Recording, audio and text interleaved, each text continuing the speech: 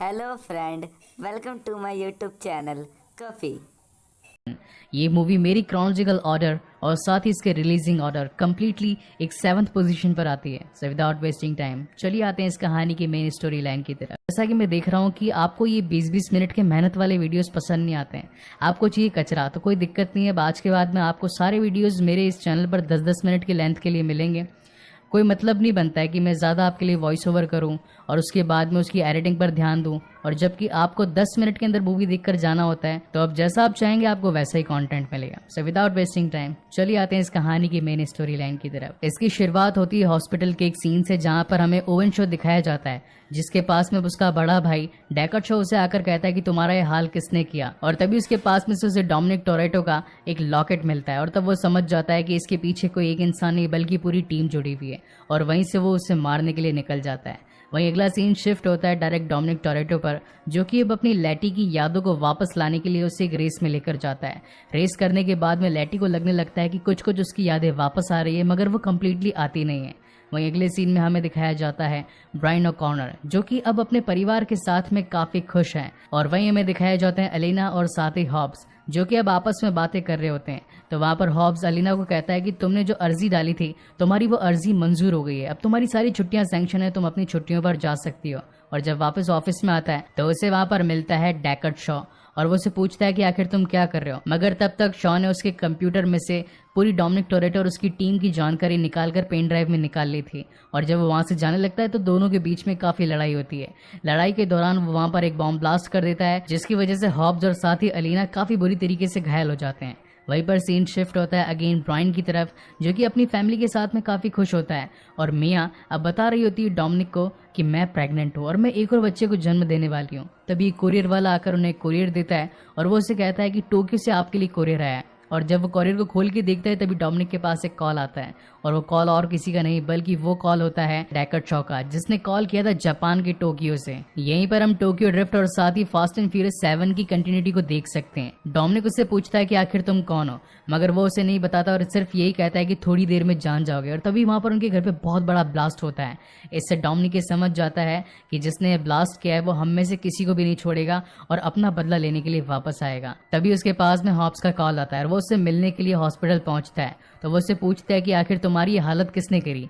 तो हॉब्स बताता है कि ओवन शो का एक बड़ा भाई है जिसका नाम है डेकर्ड शॉ, और उसी ने ही मेरी ये हालत करी है। वो तुम सभी को ढूंढता ढूंढता तुम्हारे पीछे जरूर आएगा, इससे पहले कि वो तुम्हें ढूंढे तुम पूरी टीम बनकर उसे ढूंढ लो। और अब वहीं से डोमिनिक पहुंच जाता है जापान में, जहां पर वो मिलता है शॉन से। शॉन से मिलने के बाद में शॉन उसे उसी का लॉकेट देता है और बताता है कि हान तुमसे काफी ज्यादा प्यार करता था, वो तुम्हारी टीम में था, मगर उसकी एक एक्सीडेंट में डेथ हो गई। वहीं अगले दिन हमें उसका फ्यूनरल दिखाया जाता है। उसके फ्यूनरल के अंदर डोमिनिक को पता चलता है कि कोई एक ऐसा शख्स है जो हम पर नजर रख रखा है, और वो जब उसका पीछा करता है तो वो शख्स वहां से भागता हुआ ब्रिज के पास तक पहुंच जाता है, और जब वो बाहर निकलता है तो वो और कोई नहीं बल्कि खुद डेकर्ड शॉ था। और फिर उन दोनों के बीच में कार की बहुत भयंकर भिड़ंत होती है। और वहीं पर इस मूवी का सबसे आइकॉनिक डायलॉग हमें सुनने को मिलता है कि तुमने क्या सोचा ये सड़क छाप गुंडों की लड़ाई है। उनकी जस्ट फाइट होने वाली थी, लेकिन तभी वहां पर नोबडी नाम का एक शख्स पहुंच जाता है अपनी पूरी टीम के साथ में, और उन्हें कहता है कि यहाँ से निकलो, पुलिस यहाँ पर किसी भी वक्त आ सकती है।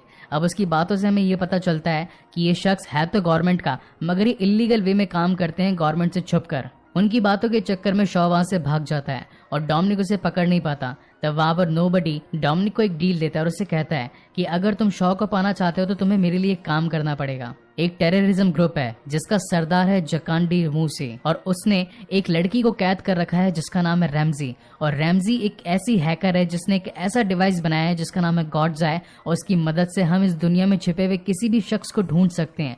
अगर तुम जकांडी की कैद से रैमजी को छुड़वा लो तो रैमजी के आविष्कार की मदद से तुम शॉ तक पहुंच सकते हो। अगर तुम इस काम में मेरे साथ हो तो मैं तुम्हें तुम्हारा मकसद पूरा करने में साथ दूंगा। और इसी के बाद अब उन दोनों की डील हो जाती है। वहीं पर अब नोबडी के थ्रू डोमिनिक की पूरी टीम भी वहां पर पहुंच जाती है, और सभी मिलकर अब ये प्लानिंग लगाने लगते हैं कि आखिर जकांडी मूसे जिस रास्ते से रैमजी को लेकर जा रहा होगा, किस वे से हम रैमजी को वहां से छुड़वा सकते हैं। और फाइनली उनका एक प्लान एग्जीक्यूट होने वाला होता है कि हम चलते रोड के बीच में स्काई डाइविंग करेंगे अपनी कारों के साथ में, और उनकी गाड़ियों का पीछा करते हुए रैमजी को वहां से बचा लेंगे।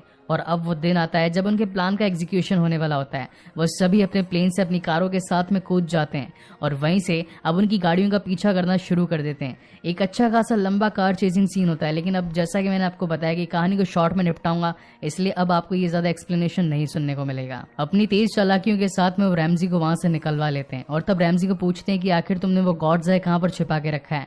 तो रैमजी उन्हें कहती है कि मैंने गॉड्स आई मेरे एक खास बंदे को दे रखा है, उसका नाम जफर है और वो भी आबू धाबी में है। और वहीं से अब पूरी डोमिनिक और उसकी टीम पहुंच जाती है आबू धाबी में और वहीं पे होती है हमारे गुड्डू भैया की। गुड्डू भैया से बातचीत करने के बाद में टकले हमारे डोमिनिक को पता चलता है कि उसने तो गॉड्स आए एक जॉर्डन के प्रिंस को बेच दिया है और जॉर्डन के प्रिंस ने आज आबू धाबी के बड़े से टावर के ऊपर शानदार पार्टी रखी है और अब अगर उससे वो गॉड्स आए लेनी है तो उसकी पार्टी में शामिल होना तो पड़ेगा ही। और तब जाकर वो सभी अपने पार्टी लुक में आकर उस पार्टी में जाने के लिए तैयार हो जाते हैं। पार्टी में खूब धमाल मस्ती होती है। रोमन अपनी फालतू की बातों से सभी का टाइम वेस्ट कर रहा होता है। तेज पार्कर अपने तेज दिमाग से सभी लाइंस को हैक कर रहा होता है।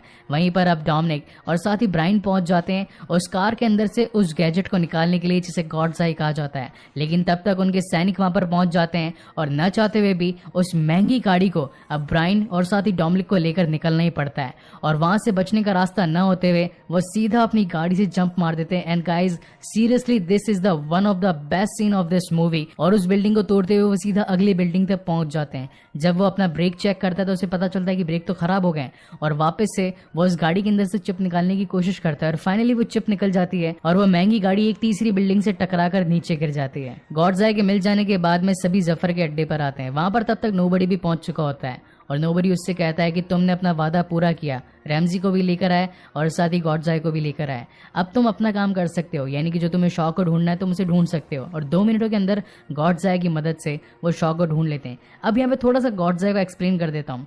गॉड्स आई बेसिकली इस दुनिया में मौजूद सभी electronic chips, CCTV footage, camera और यहाँ तक कि जितने भी मोबाइल फोन्स और कार के सिस्टम्स हैं उन सभी को हैक करके उनके कैमराज में फुटेज दिखा सकता है, जिससे कि हम किसी भी इंसान को ढूंढ सकते हैं। और तब उन्हें पता चलता है कि शॉ और कहीं नहीं बल्कि इसी आबू धाबी के एक अबैंडन्ड फैक्ट्री में मौजूद है। वहीं से नोबडी की पूरी टीम और डोमिनिक की पूरी टीम पहुंच जाते हैं शॉ के अड्डे पर और वहां पहुंचने के बाद में शॉ और वहां पर उसकी टीम, जिसके अंदर अब जकांडी मूसे भी शामिल होता है, उन सभी के बीच में एक तगड़ी फाइट शुरू हो जाती है और इसी फाइट के चक्कर में वहां पर गोली लग जाती है नोबडी को और गॉड्स आई लेकर भाग जाता है जकांडी। अब यहाँ पर डोमिनिक डिसाइड करता है कि अगर जंग होनी है तो क्यों ना अपने एरिया में हो और वहीं से अब सारी उसकी टीम पहुंच जाती है लॉस एंजलिस में।